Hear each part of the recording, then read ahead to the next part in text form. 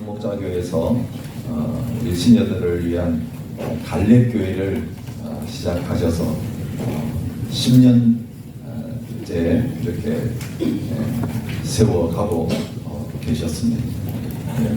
목사님 통해서 이 시녀들을 위한 교회에 대한 비전을 받게 되어서 이 시드니 땅에서도 이 갈렙교회를 시작하게 하겠습니다. 오늘 또 저에게 오셔서 귀한 말씀 전해주시게 되어서 감사합니다.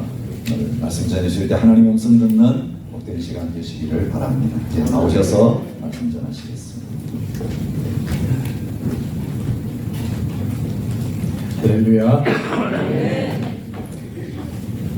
꼭 와보고 싶었습니다. 지난번 왔을 때도 우리 갈렙교회에 오신 우리 교우들이 우리 예수동행운동 스태프들 또 사모님들이 너무 감동을 많이 받으셨다고, 야 목사님 그 이름만 신일교회지 청년교회 같아요, 그런 말씀을 하시더라고요.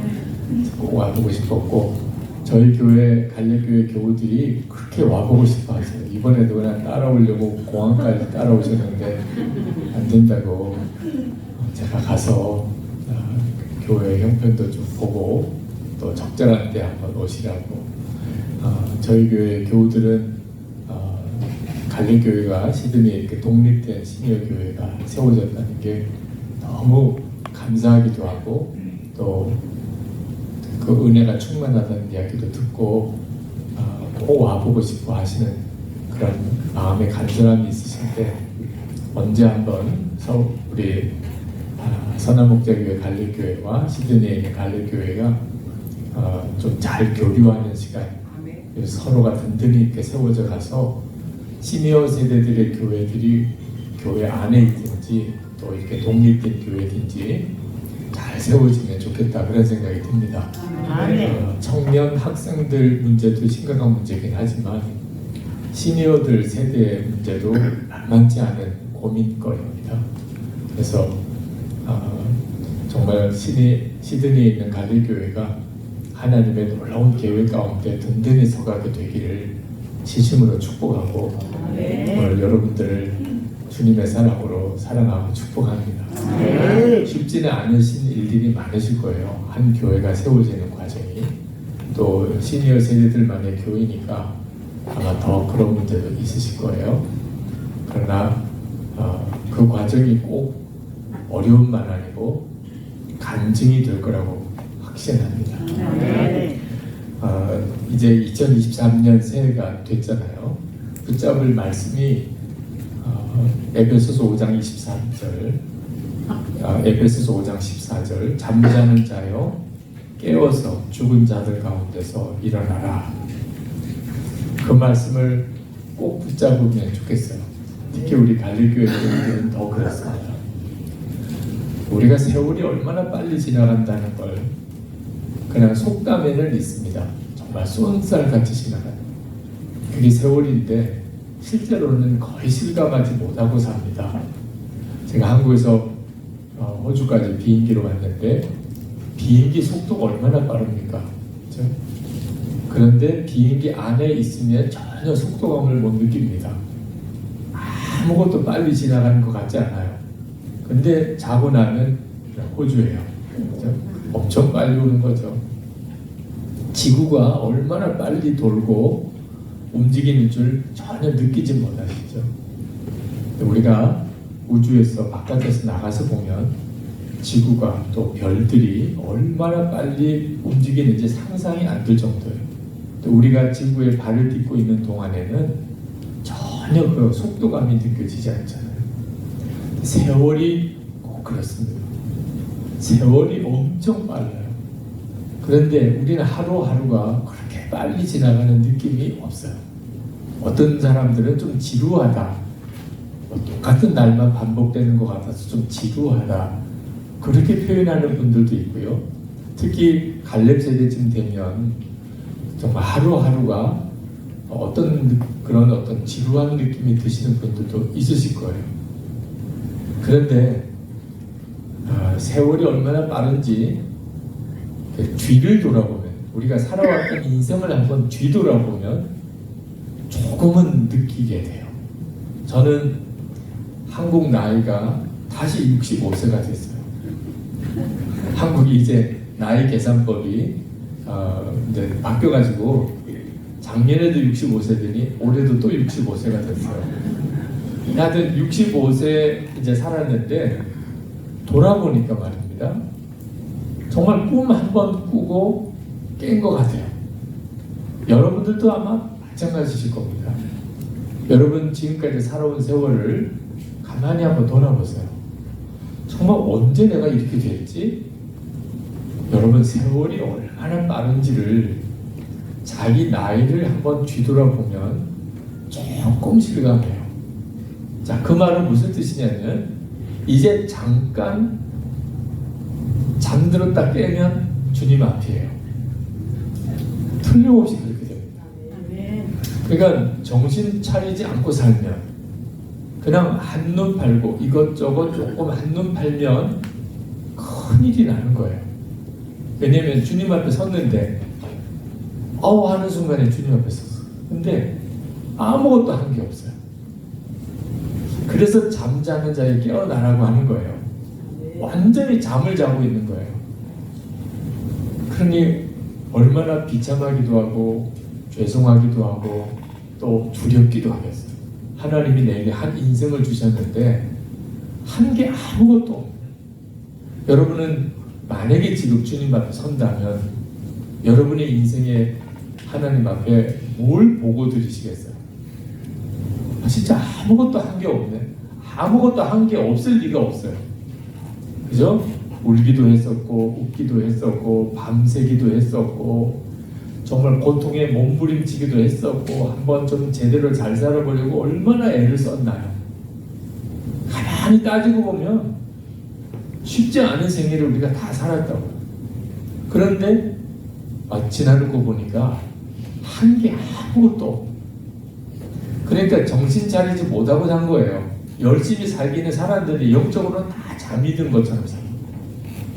이제 2023년 한 해가 우리에게 주어졌는데 올 한 해도 거의 100% 그렇게 살게 됩니다.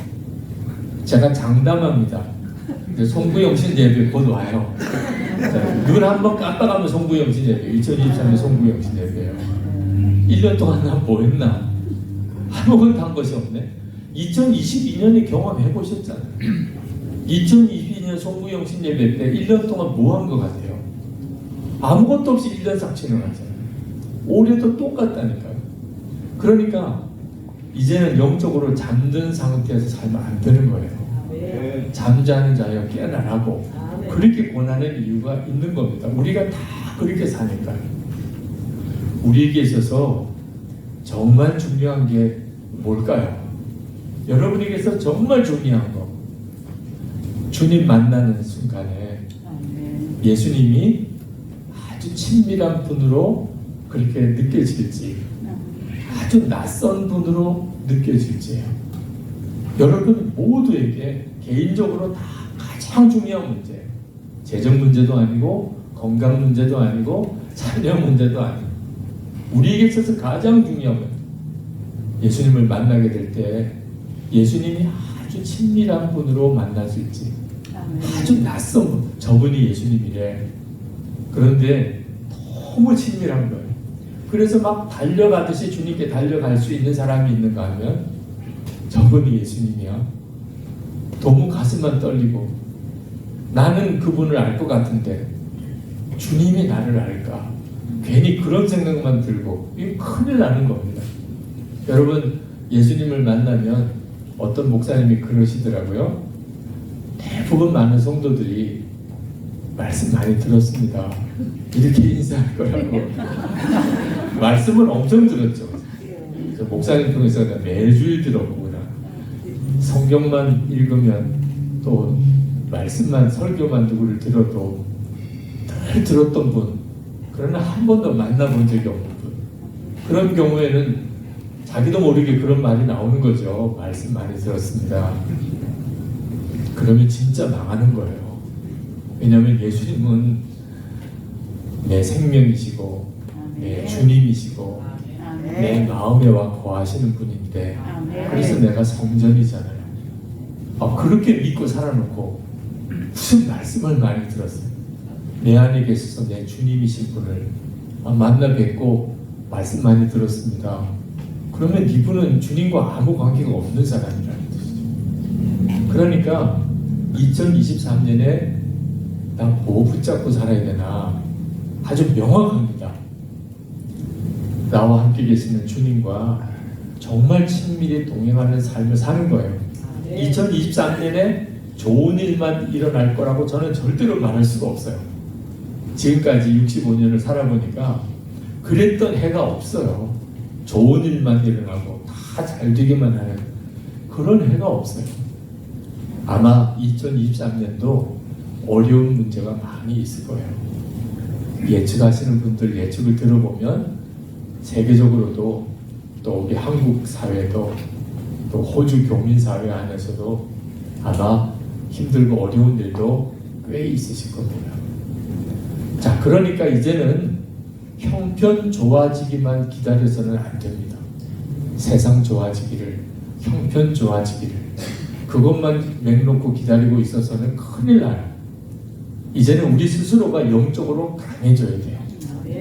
우리가 영적으로 강해지면 아무리 힘들고 어려운 일이 많아도 문제가 안 돼요. 우리 스스로가 영적으로 강해지는 건 어떻게 하는 거죠? 예수님과 친밀히 동행하는 거예요. 그러니까 예수님이 나와 함께 계신 게 진짜 믿어지고 그 예수님과 친밀히 동행하는 삶을 내가 살고 있다면 어려운 일이 닥쳐도 시험이 와도 걱정이 안 돼요. 왜냐하면 예수님보다 큰 문제가 있을 수 없잖아요. 나와 함께 계시는 예수님이 세상보다 크신 분이니까. 근데 예수님이 나와 함께 계시다는 것이 내게 진짜 믿음이 아닌 경우에는 문제가 돼요.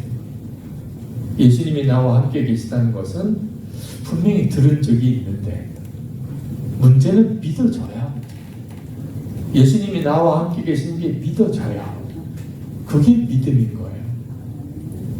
오늘 본문에 보면 간질로 고생하는 아들을 둔 아버지가 예수님께 나왔어요. 예수님께 나와서 하는 이야기가 제자들에게 데리고 갔는데 제자들이 못 고칩니다. 자, 그 말을 듣고 예수님이 탄식을 하셨어요. 이 믿음이 없고 폐역한 새들 내가 언제까지 내가 참을까? 내가 언제까지 너희들과 함께하며 또 내가 얼마나 너희를 참으리요? 그런 말씀하셨어요. 예수님에게 간질로 고생하는 아들을 데리고 온 아버지를 향하여 왜 이렇게까지 말씀하셨을까? 아니 예수님께 데리고 왔다는 말은 그래도 예수님을 믿는 거잖아요. 그런 그 아버지에게 도대체 예수님은 무엇을 보시고 그렇게 안타까우신 걸까? 오늘 우리도 다 예배드리러 교회 오셨는데 우리 주님이 우리 중에 어떤 사람을 보고는 그런 마음 가지실 수도 있어요. 왜 그러냐면 믿기는 분명히 믿는 것 같은데 그 간질로 고생한 아들을 고쳐달라고 예수님께 왔으니 믿는 거잖아요. 근데 그 분위기가 전혀 믿는 분위기가 아닌 거예요. 지금 이 아버지의 마음에는 낙심과 절망, 제자들로 인한 실망, 예수님 앞에 나와왔지만 예수님은 고쳐주실까 하는 의심. 여러분 분위기가 있는 거예요. 어떤 사람을 보면 이 사람은 진짜 믿음이 있구나. 이 사람을 보면 어쩌면 이렇게 믿음이 없을까. 그러니까 예수님께서 이 아버지에게 그렇게 실망하고 탄식하고 안타까워하신 이유는 믿음이 없는 거예요. 예수님께는 나왔지만 전혀 믿음이 없는 거예요.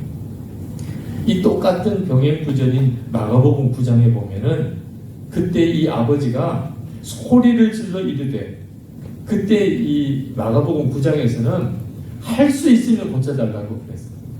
예수님에게.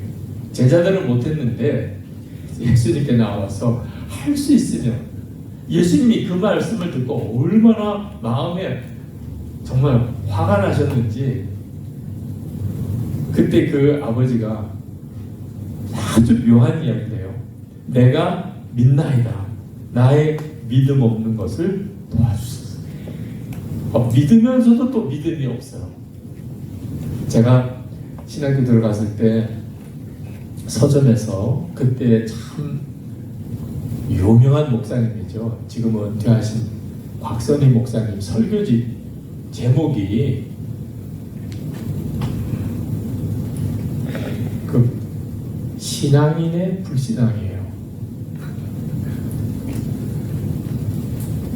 참 제목 자체가 묘하죠, 그죠?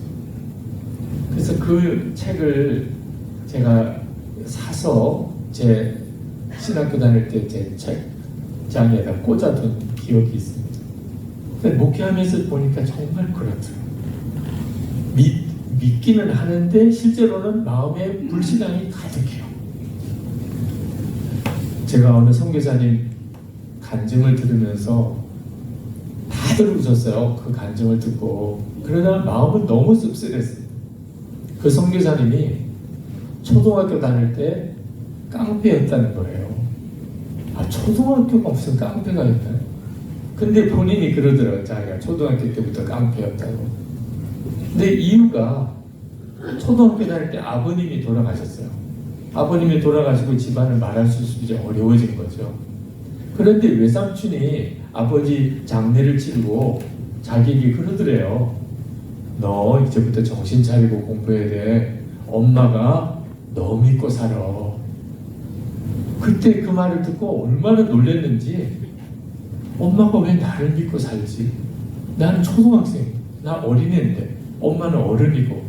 자기는 그때까지 엄마가 하나님 믿고 사는 줄 알았대. 근데 외삼촌이 엄마가 너 믿고 산다는 거야. 그래가지고 말이 안 되잖아. 어린 나이에도 너무 마음에 충격이 되더래요. 근데 세상에 교회 갔더니 주일에 장로님이 자기를 불러서 엄마 너 믿고 살아. 공부 열심히 해야 돼. 이게 진짜가 엄마가 나 믿고 사나? 근데 예배 끝나고 담임 목사님이 야 아무개야 너 아버지 돌아가셨다고 슬퍼하지 말고 너 정말 공부 열심히 해야 돼. 엄마 이제부터 너 믿고 살아. 그래가지고 엄마를 찾아갔대요. 엄마 나 믿지 마. 그 어린애로서는 그건 엄청난 스트레스예요. 엄마 나 믿지 마. 그랬더니 엄마가 아니야 나 너 믿어. 세상에 이 큰 어른이 자기 믿고 산대. 자기 이제 초등학교 어린애인데. 그래가지고 얼마나 고민이 되는지, 엄마가 나 믿으면 큰일인데, 그래가지고 생각하기를 깡패가 돼야 되겠다. 그래가지고 이제 아주 동네 안 좋은 애들하고만 돌아다니는 거예요. 이유는 엄마 나 믿지 마. 나 이런 애야. 나 믿음. 엄마를 구원하려고. 엄마가 하나님 믿어야지. 나 믿으면 큰일 나니까. 그래서 어릴 때 그렇게 깡패들이랑 돌아다녔다. 그 말을 듣고 다들 배꼽 잡듯이 웃었는데 그게 사실 현실이라는 거예요. 여러분들도 정확히 그런 뜻으로 한 이야기는 아니지만 여러분 어린 자녀들에게 나 너 믿고 산다.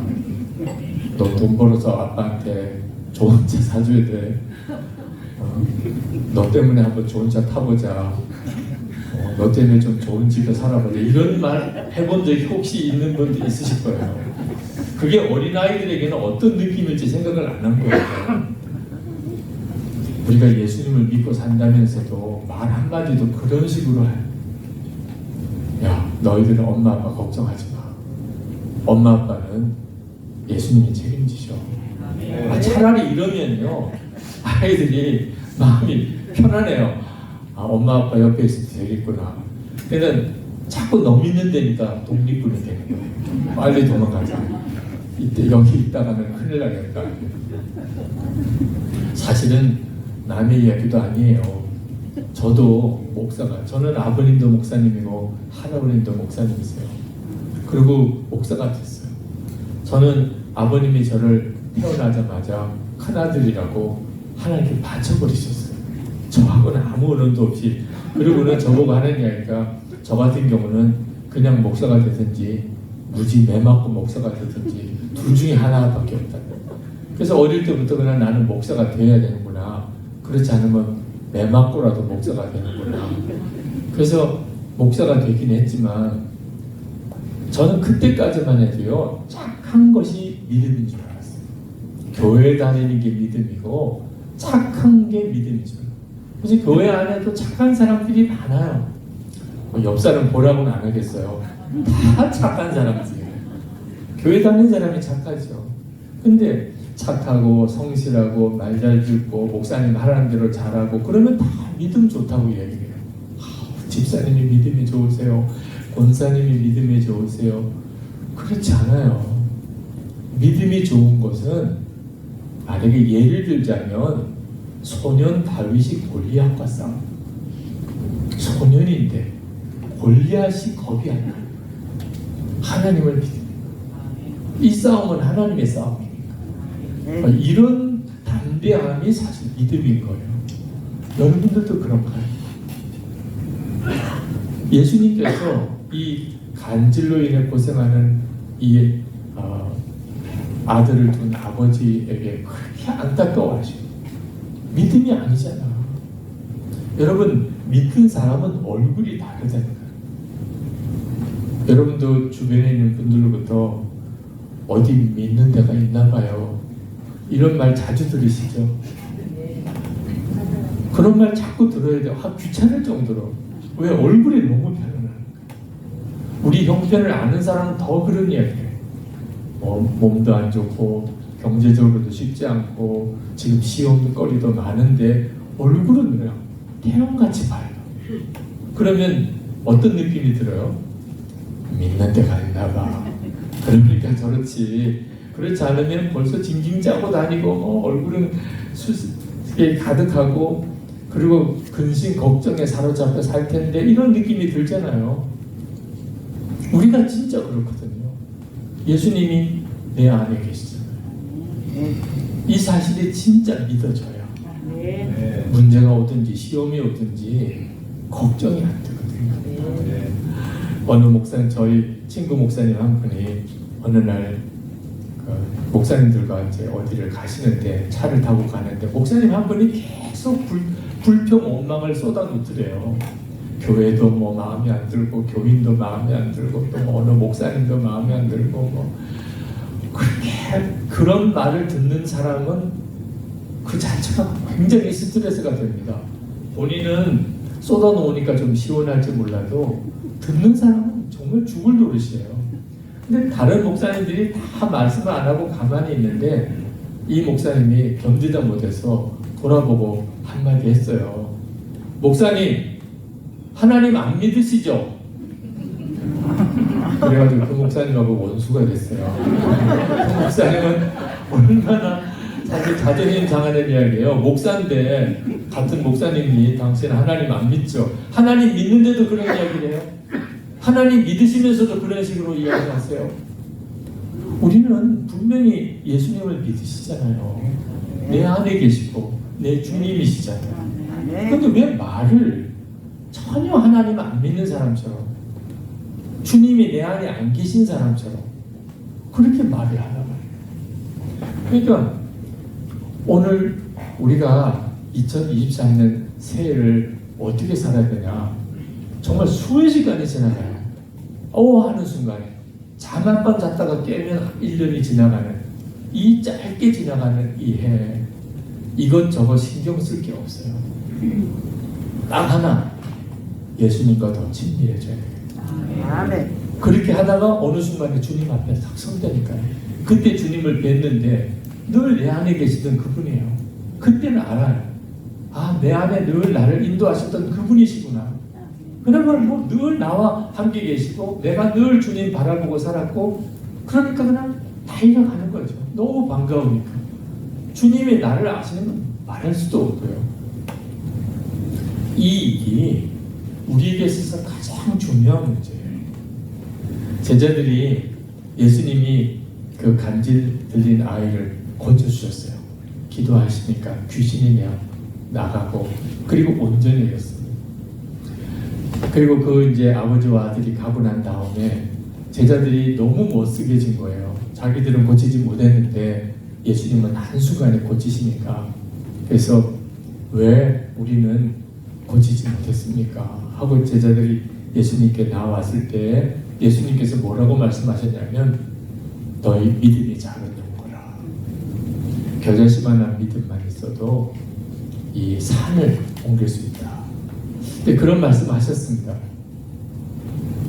주목할 말씀은 믿음이 없다.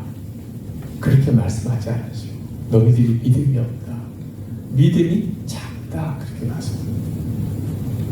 지금 우리도 마찬가지예요. 믿음이 없는 사람은 없어요. 그러면 오늘 교회도 안 나오시겠죠. 우리 안에 믿음은 있어요. 근데 문제는 믿음이 작은 거지. 그러니까 믿음이 너무 작으니까 우리가 세상이 커 보이는 거예요. 문제가 커 보이는 거예요. 시험이 힘들게 느껴져요. 죽겠다, 힘들다, 못 살겠다, 짜증난다, 답답하다. 혹시 여러분 중에 그런 느낌이 있으신 분들은 이유가 하나예요. 여러분이 여러분과 함께 계시는 예수님에 대한 믿음이 너무 작아서 문제가 커 보이는 겁니다. 근데 주님을 바라보는 믿음이 커지면 그러면 어느 순간에 문제는 아무것도 아니에요. 문제가 지금보다 더 많아져도 아무것도 문제가 되지 않아요. 이 일이 올 한 해 우리 갈릴교회 여러분들 교회 안에도 있게 되기를 축복하는 겁니다. 아멘.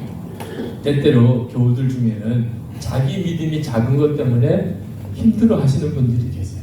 목사님, 저는 너무 믿음이 없어요. 저는 너무 믿음이 작아요. 물론 믿음 작은 것은 문제예요. 우리 제자들처럼 능히 고칠 수 있는데도 못 고쳤잖아요. 예수님께서 너희들의 믿음이 작은 까닭이다. 그런데 믿음이 작은 것 가지고서 한판할 문제는 아니에요. 왜냐하면 생명이 있는 믿음이라면 반드시 믿음을 잘하게 되어 있어요. 아멘. 요한계시록의 빌라델비아 교회를 보면 칭찬을 하셨는데 이렇게 칭찬하셨어요. 요한계시록 3장 8절에 내가 내 행위를 아노니 내가 작은 능력을 가지고서도 내 말을 지키며 내 믿음을 배반하지 아니하였도다. 그러니까 빌라델비아 교회가 칭찬만 받은 대표적인 교회인데 그 교회가 칭찬받은 이유가 뭐죠? 능력이 작아요. 그러니까 빌라델비아 교회는 여러 가지 의미에서 작은 교회였던 것 같아요. 그런데도 그 작은 능력으로 주님의 말씀을 지키고 주님의 이름을 배반하지 아니하였다. 우리들에게 있어서 엄청난 위로가 되는 거예요. 여기 계신 여러분 중에 나는 참 믿음이 작다. 믿음의 분량이 너무 적어. 말씀을 전하는 설교자나 또는 우리 담임 목사 오승관 목사님이나 이렇게 뵈면 저분들은 얼마나 믿음이 커 보이나. 근데 나는 너무 믿음이 작아. 나는 정말 예수 믿고 살기가 너무 힘들어. 이런 느낌이신 분들도 여기 계실 거예요. 근데 생각을 진짜 바꾸셔야 돼요. 빌라델비아 교회는 작은 능력으로 능히 주의 말씀을 지키고 그리고 칭찬받았어요. 중요한 것은 작으냐 크냐가 아니에요. 생명이 있는 믿음이냐 아니냐, 그게 중요한 거예요. 겨자씨의 비유를 했는데 작은 뜻으로. 근데 이 겨자씨보다도 사실 더 작은 게 있어요. 먼지 같은 거. 더 작잖아요. 그죠? 먼지, 모래알 이런 것에 비유할 수도 있었는데 왜 겨자씨에 비유했을까요? 작지만 생명이 있기 때문에. 먼지나 모래알에는 작기나 해도 생명이 없잖아요. 그러니까 먼지나 모래알 같은 믿음은 아무 역사가 없어요. 죽은 믿음이니까. 그런데 작아 보여도 생명만 있으면 반드시 자라요. 근데 이 생명이 뭐죠? 여러분은 겨자씨만한 믿음은 있나요? 그거보다 한번 확인해 보십시오. 어떤 성도님이 물으시더라고요. 목사님, 겨자씨만한 믿음만 있어도 된다고 하셨는데 내가 가진 믿음이 겨자씨만한 믿음인지 아닌지 잘 모르겠다고 하죠. 여러분들 중에도 그런 분이 있어요. 내게 겨자씨만한 믿음이 있나? 겨자씨만한 믿음의 핵심은요, 그 믿음이 생명이 있는 거예요. 그러면 어떤 걸 말하는 걸까요? 예수님에 대한 거예요. 예수님이 나의 생명의 구주이시다. 그리고 그 예수님이 지금 내 안에 거하십니다. 그러니까 내가 이렇게 신앙생활을 하는 거고 하나님의 자녀로 살아가고 있다. 이 사실이 믿어지는 사람. 그러면 여러분 안에 겨자씨 믿음이 있는 거예요. 그게 아무리 작아 이제 처음 그 복음을 이제 처음 들으신 분이라도 마음에 그 믿음을 가지고 있다. 그러면 생명 있는 믿음이 있는 거예요. 그 믿음이 반드시 자라게 되어 있습니다. 생명이 있으니까. 씨를, 아주 작은 씨를 화분에다가 심으면 그러면 얼마 지나지 않아서 자라잖아요. 그죠? 싹이 트고 자라잖아요. 생명만 있는 믿음이라면 그렇다는 거예요. 그러니까 꼭 여러분 안에 예수님이 계신, 여러분의 구주이신 예수님이 여러분 안에 계신 것을 진짜 믿고 그리고 그 예수님을 바라보는 일을 매일 하시기를 권합니다. 그래서 권해드리는 것이 동행 일기를 쓰시라고 권해드립니다. 왜 일기를 쓰라고 하나? 예수님이 내 안에 계신 것을 매일 기억하기 위해서 항상 주님을 바라보고 사는 삶을 구체적으로 실천할 수 있는 방법을 가르쳐 드립니다. 사실 설교만 듣고 끝나면 아마 다음 주일에 아무 생각 없이 또 오실 거예요. 예수님이 여러분 안에 계십니다. 믿으시기 바랍니다. 그 주님과 동행하십시오. 그리고 지금 시간 간절히 기도합시다. 그리고 난 기도 끝나고 나면 아마 오늘 점심 먹고 다 잊어버릴 겁니다. 여러분 지난 주일 설교 우리 오승환 목사님이 잠깐 강조점을 말씀해 주셨는데 여러분 설교 듣고 얼마나 오래 기억나요? 지난주일 설교, 그 지난주일 설교 기억나세요? 아마 내일 아침만 돼도 오늘 한 설교 기억도 안 돼요. 그러니까 다음 주일에 오시면 주님과 동행하라고 했다는 말을 그제서야 들은 기억이 나요. 근데 실제로는 전혀 살지 못하는 거예요.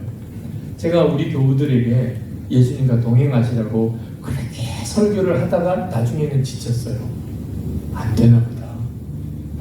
교우들의 입장에서도 설교 들을 때는 솔직히 그래야 되겠다고 생각이 들어요. 그런데 설교 듣고 가서 밥 한 번 먹으면 잊어버립니까? 잊어버리니까. 그래서 그 일로 인해 고민하다가 하나님이 주신 방법이 일기를 쓰는 거예요. 매일 일기를 써요. 처음에는 다들 초등학교 때 졸업한 일기를 다시 쓰라고 하요. 안 그래도 바빠 죽겠는데 무슨 일기까지 쓰라고 하요. 다들 그런 느낌이 들어요. 우리 부목사님들은 교회 나가야 되나 이런 생각도 하죠.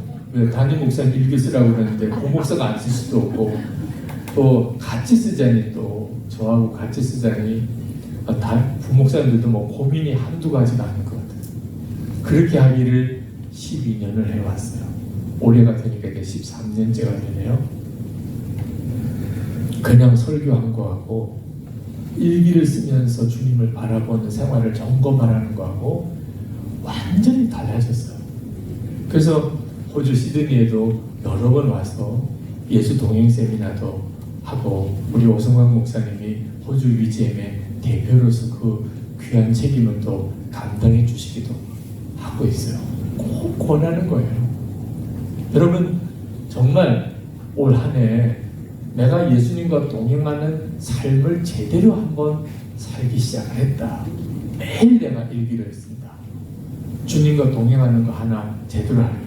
그래서 올해 송구영신 예배가 되었을 때 2023년은 주님과 동행하는 놀라운 삶을 제대로 한번 살아봤다. 이건 엄청난 일이에요. 제가 2009년 7월에 한 달 동안을 제주도에서 안식월을 보냈는데 건강 때문에 한 달을 쉰 거예요. 근데 한 달을 쉬는 동안에 뭘 해야 되지? 하고 싶은 건 많았어요. 책도 많이 가지고 왔고, 그리고 뭐 한 달 동안에 운동도 하고, 한 달 동안에 좀 찾아볼 것도 찾아보고. 그런데 한 달이 엄청 짧더라. 이것도 해야 되고 저것도 해야 되고 하다가는 아무것도 못 하겠더라. 그때 제 아내와 우리 한 달 동안 매일 일기를 쓰면서 주님만 바라봅시다. 주님 바라보는 일을 한번 한 달 동안 해봅시다. 그래서 이제 저와 제 아내가 처음 매일 아침에 눈을 뜨면 오늘 주님부터 생각을 했나, 밥을 먹을 때 또는 그 올레길을 걸을 때 뭐 주님을 생각했나. 그게 한 달 동안의 삶이에요. 그리고 한 달 마치고 다시 교회를 돌아오는데 제 안에 변화가 일어난 것이 깨달았었어요. 예수님께서 제 안에 계시다는 게 믿어지는 거예요. 여러분, 믿으려고 하는 거하고 믿어지는 거하고는 완전히 달라요. 예수님이 나와 함께 계신 걸 믿어야지, 예수님이 나와 같이 계신 것을 내가 믿어야지, 그런다고 믿는 거 아니에요. 믿음은 믿어져야 믿는 거예요. 그러니까 예수님이 나와 함께 계신 게 너무 분명히 믿어지는 거예요. 서울로 올라오는데 주님이 나와 함께 계신 게 수시로 생각이 나는 거예요. 이건 모든 걸 바꾼다는 뜻이에요. 예수님이 나와 함께 계신 게 믿어지니까 아내와의 말이 달라져요. 주님이 함께 계신 게 믿어지니까. 예수님이 함께 계신 게 믿어지지 않을 때는 말을 함부로 막 합니다.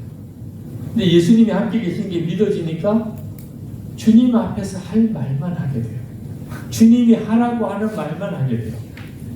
저희 부부 사이에 엄청난 변화가 돼요. 가정에서도 그렇고 교회 목회하는 데도 그렇고 설교하는 것도 그렇고, 그때부터 교우들에게도 이렇게 하도록 해야 되겠다. 그래서 교우들 그룹에서 한번 몇 번 실험을 하고는 2011년부터 전 교인들에게 여러분도 일기를 쓰면서 주님을 생각하는 삶을 살아보십시오, 그렇게 한 거예요. 어느 집사님이 남편이 좀처럼 변하지 않는다고 탄식을 하시면서 찾아오셨어요. 매일 3시간 기도, 남편을 위해서. 대단한 거죠. 그렇게 기도를 했는데도 남편이 안 변한다. 목사님 어떻게 해야 되냐? 기도를 그렇게 했는데도 왜 하나님 응답 안 해주시냐? 이제 내가 뭘 더 어떻게, 기도를 5시간 해야 됩니까? 7시간 해야 됩니까? 제가 그 집사님에게 그랬어요. 집사님이 예수님을 더 분명히 믿으셔야 됩니다. 그랬더니 그 집사님의 얼굴이, 표정이 확 안 좋아졌어요. 아니, 하루에 3시간씩 기도하는 분에게 집사님이 예수님을 더 믿으셔야 된다니까 좀 불쾌한 느낌도 생길 수 있겠죠. 제가 그 집사님께 그랬어요. 집사님, 하루에 3시간씩 남편 변화되기를 위해서 기도하는 건 정말 귀한 일입니다. 아무나 할 수 있는 일 아니에요. 그런데 중요한 것은 집사님이 진짜 예수님을 믿으시면 집사님 얼굴에 믿음이 드러나게 돼 있어요. 야, 이분이 진짜 예수님을 믿으시는구나. 근데 지금 집사님 얼굴에는 짜증 충만, 남편에 대한 원망, 심지어 하나님에 대한 원망, 그리고 매일 3시간 기도하시는 건 좋은데 집사님 얼굴이 완전히 피곤해 쩔었어요. 기도를 오래 하시면 더 은혜가 충만해야 정상입니다. 근데 집사님은 모든 것이 다 원망이 되고 좌절이 되고 낙심이고, 그러면 믿음은 어디에 있습니까? 자, 집사님 이해가 잘 안 되시면 집사님이 진짜 믿을 만한 어떤 사람을 한번 생각해 보세요. 그 분에게 아주 어려운 부탁을 드리면 그분은 무조건 다 들어주시죠. 그런 분이 혹 계시다면 한번 생각해 보세요. 그리고 그분에게 무슨 부탁을 했다고 합시다. 그러면 집사님은 어떤 마음이 드세요? 편안하실 거예요. 믿으니까 그분은 내 부탁을 다 들어줄 거야. 믿으니까 얼마나 편안해요. 이제 그분에게 다 맡겼어요. 그분이 잘 알아서 해주실 거예요. 아니 예수님은 그 어떤 사람보다 훨씬 더 믿을 만한 분이잖아요. 그런데 그 예수님에게 남편의 변화를 부탁드렸어요. 그러면 집사님은 뭘 하셔야 돼요? 믿으셔야 되죠. 아직은 안 변했어요. 그렇지만 변할 거예요. 예수님이 그렇게 만드실 거예요. 집사님이 할 일은 믿음으로 취하는 거잖아요. 그러면 집사님에게는 당연히 기쁨이, 왜? 이미 이루어질 거니까. 믿음으로는 이미 내다보니까. 그러니까 집사님 마음에는 감사가, 집사님에게는 평안이 넘치게 될 거예요. 그래야 예수님을 믿으시는 거죠. 그러면 남편이 집사님을 보면 예수님이 계시긴 계신 겁니다. 아내를 보는 남편이 뭘 보고 도대체 믿음의 증거를 얻겠어요? 내가 당신 위해서 하루에 3시간씩 기도해요. 그러면 남편은 더 교회 안 나오고 싶어요. 근데 아내를 보면 도대체 이 사람이 어째 이렇게 기쁠까? 어째 이렇게 편안할까? 어떻게 이렇게 감사할까? 그러면 남편이 어느 순간에 예수님이 진짜 계신가? 그렇게 될 거예요. 그리고 이것은 집사님부터 구원받는 거예요. 여러분, 우리가 예수님을 믿으시면 진짜 믿으셔야 돼요. 그냥 말만 나 예수 믿는다 그렇게 하지 말고 예수 믿는 사람 다워야 돼요. 믿는 건 얼마나 놀라운 일이에요. 걱정이 없는 거잖아요. 믿으니까. 여러분 어린 애들은 아무리 시끄러워도 그냥 깊이 자잖아요. 엄마 아빠만 옆에 있으면 생각 없이 자잖아요. 어른들은 못 자잖아요. 소리만 하나 들려도 화들짝 깨잖아요. 어린 애들은 완전히 맡기니까.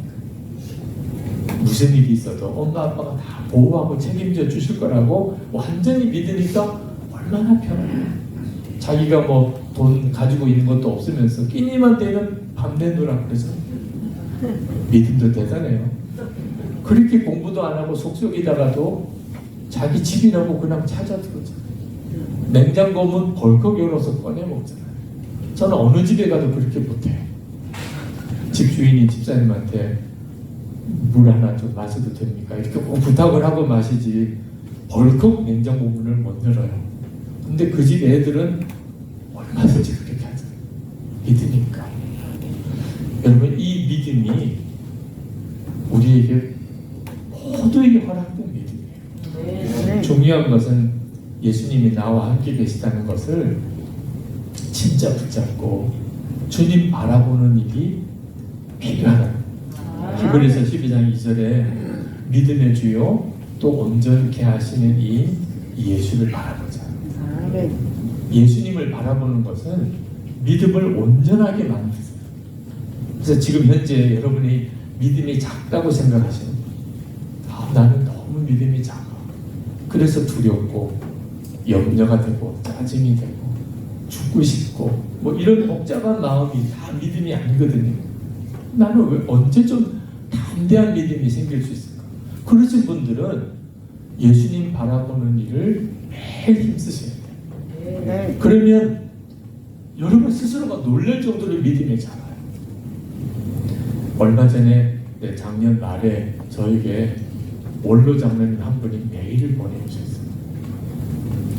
암 4기 이제 말기 암입니다. 근데 이 장로님께서 하시는 뭐 여러 가지 이제 내용 다 생략하고 진짜 하고 싶으신 이야기를 맨 마지막에 하셨어요. 그런데 목사님, 예수님께서 제 안에 계시다는 게 안 믿어집니다. 어떻게 하면 저도 목사님처럼 예수님이 제 안에 계시다는 게 분명히 믿어질 수 있을까요? 자, 이제 원로 장로님. 그리고 이제 암사기로 하나님 앞에 가실 날이 가까운 분이에요. 근데 이분이 그 순간에 가서 정말 질문하고 싶은 질문을 저에게 던지셨어요. 안 믿어요. 예수님이 진짜 내 안에 계신가? 이제 내가 하나님 앞에 갈 때가 가까웠는데 예수님 우리 안에 계시다는데 그냥 막연하게 믿어야 되는 건가? 내 안에 계시면 내가 알 수 있어야 되잖아요. 이제 그런 질문이에요. 그 장로님이 얼마 전에 다시 메일을 보내셨어요. 완전히 분위기가 달라졌어요. 한 몇 개월 사이입니다. 완전히 분위기가 달라졌어요. 그 병원에 있는 침상에서 매일 일기를 쓰기 시작하셨대요.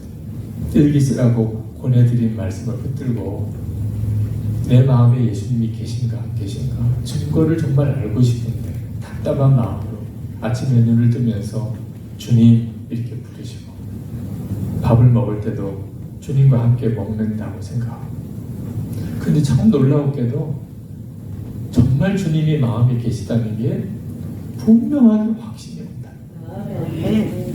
왜 내가 그걸 몰랐을까? 그동안에 내 마음에 은혜를 사모하는 마음이 주님이 주신 마음이었고 그동안에 제가 정말 주님을 위해서 헌신하고 싶은 마음 이거 다 주님이 주신 것입니다. 저를 장로가 되게 하시고 교회를 섬기고 그리고 주의장 목사님을 돕고 그렇게 성도들을 위해서 일했던 그 모든 것들이 다 주님이 내 안에서 역사하신 것인데 왜 내가 그것을 몰랐는지 모르겠어요. 그리고 지금 병원에 몸은 많이 안 좋지만 여전히 제 안에서 사모함도 주시고 감사도 주시고 이거 다 주님의 역사인 걸 이제는 분명히 알겠다는 거예요. 그러면서 목사님 제가 언제 하나님 앞에 갈지 모르지만 예수 동행 운동 위해서 무언가를 하고 싶습니다. 나 같은 사람이 얼마나 많을지 생각하니 목사님 나 같은 사람도 뭘 할 수 있겠습니까? 가르쳐만 주시면 제가 하나님 부르시는 날까지 예수 동행 운동을 위해서 내가 헌신해 보겠습니다. 우리 담당하시는 목사님이 연락해서 뵙고 중보기도부터 시작을 하시는 일을 맡겨드렸다고 해요. 여기 호주에 시드니에 와서 하시고 여기서 이제 갈릴교회 교인이 되셨는데 여러분 2023년은 예수님과 함께 동행하고 사는 것에 완전히 눈이 열리는 정말 축복의 해가 되기 바랍니다. 아멘. 여러분 안에 진짜 그 믿음이 있다면 지금 그게 작다 하더라도 걱정하지 마시고 엄청나게 빠른 속도로 자랍니다. 정확하게 주님을 바라보시기 바랍니다. 그리고 여러분의 삶의 분위기가 달라져요. 일부러 뭐 꾸며서 하려고 할 것도 없어요. 믿어지니까 말이 기쁨의 말, 감사의 말이 계속 나와요. 하나님이 하시려는 게 마음이 깨달아지니까 주님이 하시는 일을 하게 돼요. 그리고 증거와 간증이 엄청나게 많아져요. 이제 올 한 해 이제 살아가게 되는데 성구행신 예배 때 아유 정말 한 해가 쏜살같이 지나가 버렸네 이렇게 허무하게 끝내지 않고 올해는 진짜 간증이 이렇게 많나 정말 주님과 친밀함에 눈이 뜨였다. 예수님과 함께 내가 매일매일 사는 것이다. 이런 고백이 있게 되기를 축복합니다. 기도하겠습니다. 하나님의 크시고 놀라우신 은혜를 감사합니다. 시드니 갈릴교회 주일 예배 와서 주의 사랑하는 성도들과 함께 예배드리고 주님이 주신 말씀을 나누게 하시니 이 일이 전적으로 하나님의 은혜요 주의 역사임을 고백합니다. 하나님께서 시드니에 갈릴교회를 창립하게 하신 뜻이 있음을 믿습니다. 우리 시니어 세대 안에 진정한 하나님의 부흥을 주시옵소서. 저희들이 어떻게 예수를 믿게 되었으며 또 여기까지 왔는지를 주님이 너무나 잘 아십니다. 그러나 우리의 삶의 마무리가 한탄과 또 허무함 그리고 아무것도 할 수 없는 무기력함으로 끝나게 하지 않으시는 것이 주의 뜻임을 믿습니다. 이제 진짜 믿음의 열매가 맺어지게 주옵소서. 이 시드니에도 수많은 교회들이 있는데 우리 시니어 교우들의 교회 갈릴교회를 통하여 그 모든 교회들이 복을 받게 하시고 그리고 시니어 세대들이 이 교회를 통하여 진정한 구원을 깨닫고 이 땅에서 정말 천국과 같은 교회를 이루는 역사를 경험하게 하시고, 그리고 하나님의 영광이 말씀 그대로 나이가 들어 우리가 늙어가는 것뿐만 아니고 우리의 신앙의 열매가 풍성해지는 결실이 이 교회를 통하여 확증되게 해 주시옵소서. 오늘도 함께 예배드린 성도들 안에 주님께서 그 믿음의 놀라운 역사를 하나님 반드시 이루소서. 2023년 주 예수님과 온전히 동행하는 놀라운 해가 되게 하시고 주를 바라보는 은혜의 눈이 놀랍게 열려지게 하여 주시옵소서. 예수 놀라우신 사랑하시고 지금도 우리와 함께 계신 보혜사 성령의 하나 되도록 교통하시니 주님 사랑하시는 우리 시드니 갈래교회 위에 오승환 목사님과 모든 교육자와 장로님들과 모든 갈래교회 성도들 위해 항상 충만하시기를 축원하옵나이다.